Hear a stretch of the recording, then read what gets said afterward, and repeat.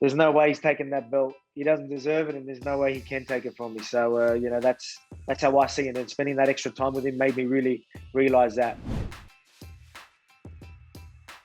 Earlier this year, you recovered from COVID and pneumonia. How's that impacted your training? All good now. The lungs are pulled up well. Obviously, it was a bit of a scare early, making sure that there was no scar tissue in the lungs and things like that. But put it this way, the training I'm doing, if there was any problems there, I would know about it. So the training I'm doing, what I put in my body under right now, definitely. The numbers I'm hitting is just incredible. My heart rate's super low. I'm super fit.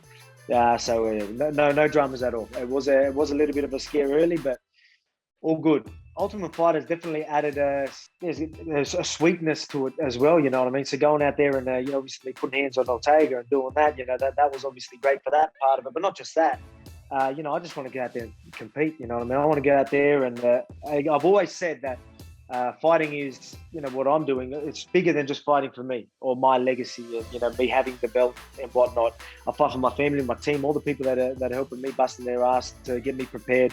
My family that are doing what they can to keep me sane while I do my camp, you know what I mean? And then you've got Australia, the backing of Australia, flying that flag, Aussie flag, nice and high, and bringing that belt back to Australia, means the world to me. So I can't wait to go out there and do that. That's exactly what's going to happen.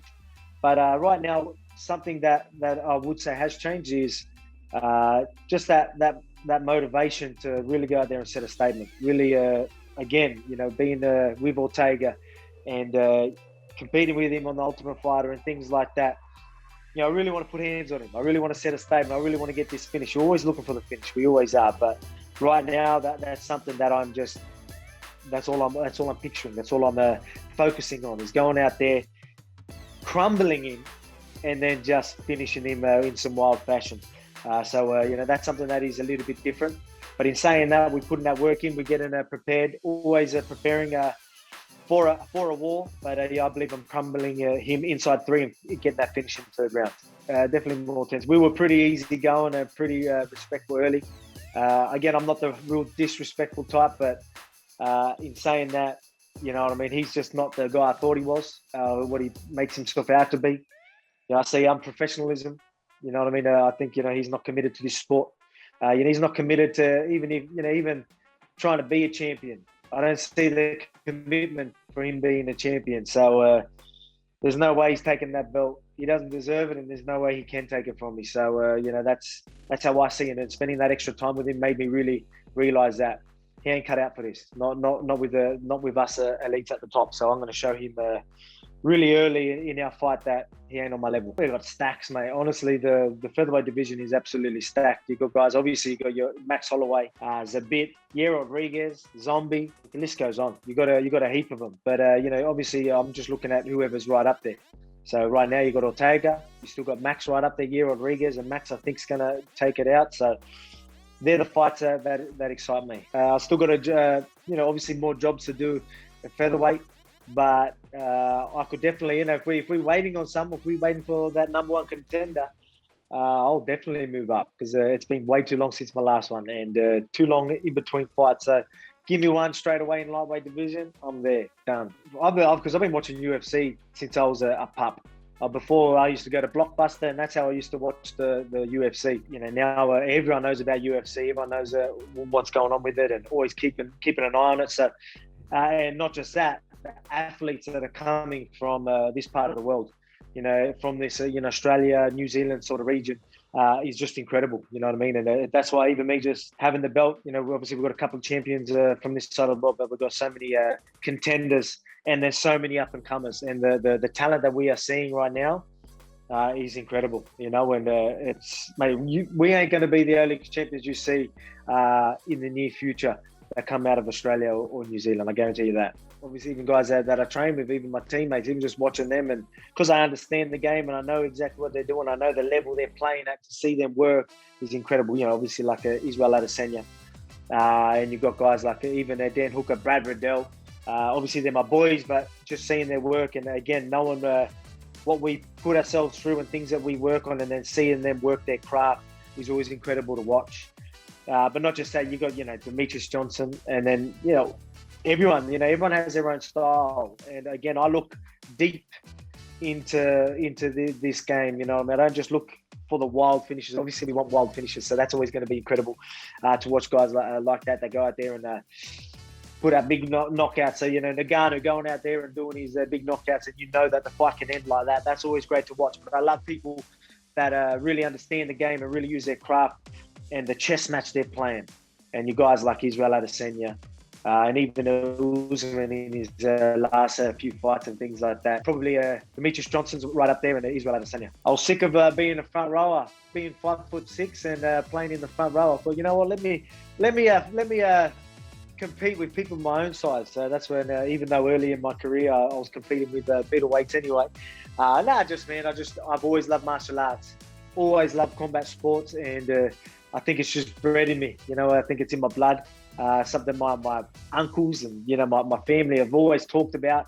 You know, we even have arguments of, you know, I've got my uncles saying, no, he's Greek, and then my other uncles, no, he's Macedonian. He got the warrior spirit, you know, and having a little bit of a laugh like that. So it's always been bred in us, and it's something that's always been in my blood. You know, it was just meant to be. It's originally started as, let's use this to lean up and try and stay reasonably fit in between pre-season of rugby league. And I, you know, obviously was really good at it and loved it. And then thought, you know what? Let's just take this on. Let's just go, let's just do this MMA thing, and look where we are. So I'll speak a little bit.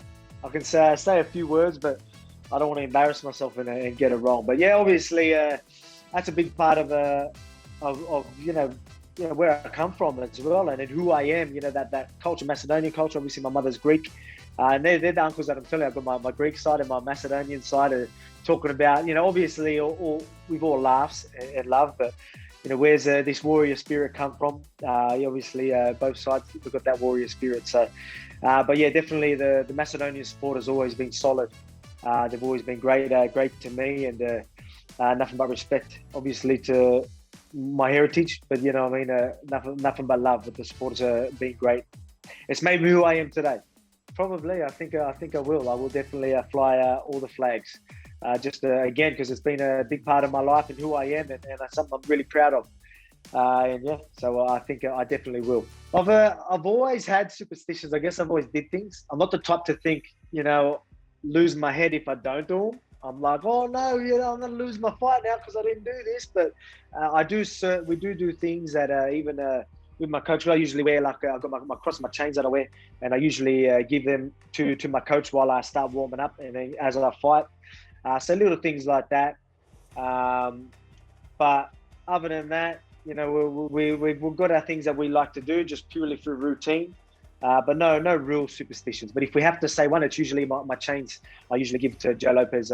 He'll wear them as I start warming up and as we go to war. After a fight, yeah, I want to take on like a challenge. I usually, like, you know, a chicken wing challenge or something like that.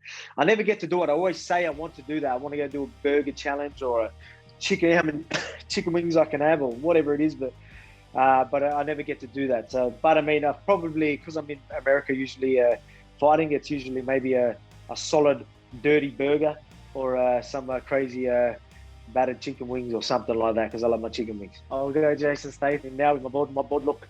Of course, you know, who wouldn't want that fight and the absolute chaos and circus around the whole event. People talk about the money fights. There ain't no money fight like Conor McGregor, even though he's still coming off losses.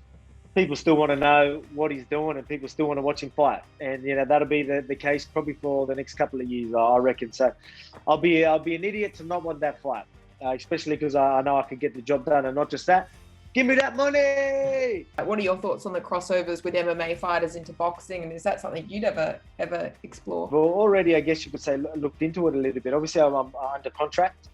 But, you know, we've already put feelers out there.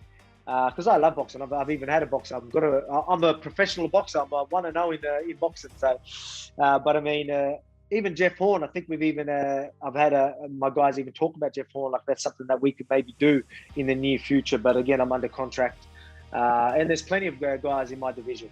You know what I mean? To get a cross promotion, get a UFC champion and a boxing world champion in Australia, set up a massive fight like that. That'd be pretty incredible, and that's something that we definitely see happening. But obviously I've got my jobs to do here in the featherweight division and the UFC, even in the lightweight division. So we'll do that, but I'm going to be staying busy in the next couple of years, and then we'll see what happens after that. What's happening, guys? Alexander the Great, Volkanovski, UFC featherweight champ. Come watch me this Sunday. I'm going to go there, defend that belt. That belt ain't going nowhere. On Kayo main event. Make sure you tune in. Let's do work.